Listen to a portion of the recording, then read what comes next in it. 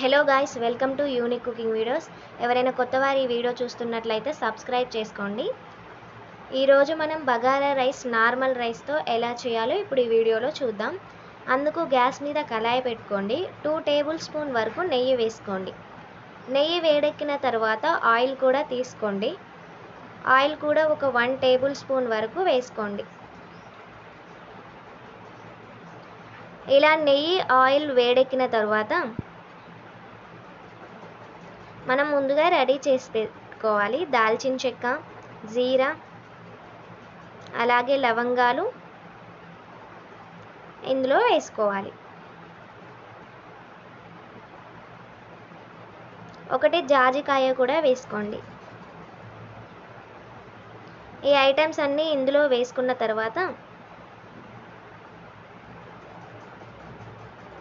ఆ సుగంధ ద్రవ్యాలు వేడెక్కినంత వరకు వెయిట్ చేయండి. అలాగే కరివేపాకు, పచ్చిమిర్చి కూడా ముందుగానే కట్ చేసి పెట్టుకోండి. అవి కూడా ఇందులో వేసుకోండి. వేసుకున్న తర్వాత మనం 2 గ్లాసెస్ బియ్యం తీసుకుంటే 3 గ్లాసెస్ వాటర్, అలాగే 1 గ్లాస్ బియ్యం తీసుకున్నాం అనుకోండి 2 గ్లాసెస్ వరకు వాటర్ పోసుకోండి. మనం ఏదైనా బియ్యం 1 గ్లాస్తో తీసుకుంటే అంటే దానికి డబల్గా వాటర్ పోసుకోవాలి.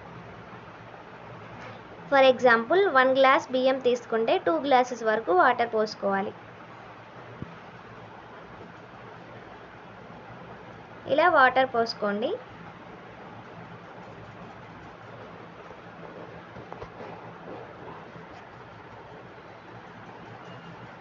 మీరు కూడా ఖచ్చితంగా ట్రై చేయండి.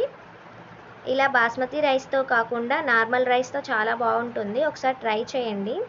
చాలామంది నార్మల్ రైస్తో తినాలనుకుంటారు.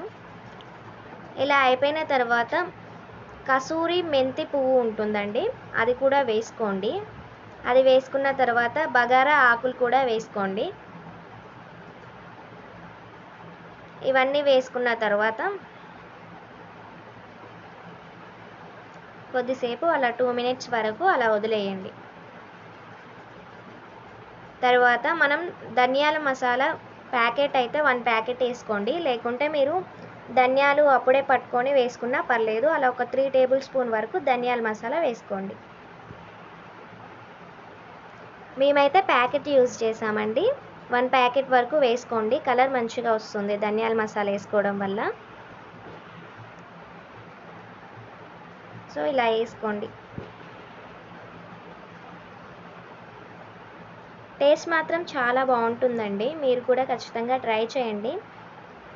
మనకు బాస్మతి రైస్తో అంటే చాలామందికి నచ్చదు, అంటే అరుగుదలకి బాగుండదు కదా అనేసి ఎక్కువగా నార్మల్ రైస్తో చేసుకుంటారు. అలా ట్రై చేయండి మీరు కూడా. ఇప్పుడు ఐటమ్స్ అన్నీ వేసిన తర్వాత మూత పెట్టుకొని ఒక 10 మినిట్స్ వరకు అలా వదిలేయండి. కొంచెం సాల్ట్ కూడా వేసుకోండి, ఉప్పు.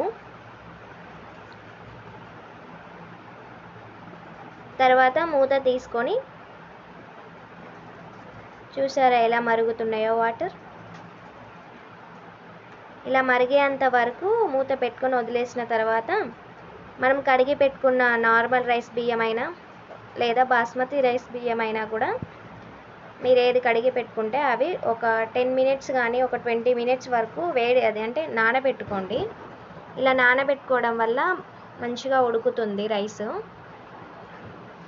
అందులో వేసుకొని ఒకసారి కలుపుతూ ఉండండి. తర్వాత మూత పెట్టుకొని అలా వదిలేయండి ఒక 10 మినిట్స్ వరకు. రెడీ అయిపోతుంది బాస్మతి రైస్. తీసుకొని కొత్తిమీర, పుదీనా కట్ చేసి పెట్టుకొని వేసుకోండి. వేసుకొని ఒక 1 మినిట్ మూత పెట్టుకొని వదిలేసిన తర్వాత ఒకసారి రైస్ మొత్తం ఆ కొత్తిమీర, పుదీనా కలిసేలాగా కలుపుకోండి.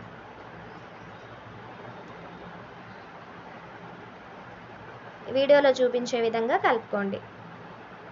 టేస్ట్ మాత్రం చాలా బాగుందండి. మీరు కూడా ఖచ్చితంగా ట్రై చేయండి.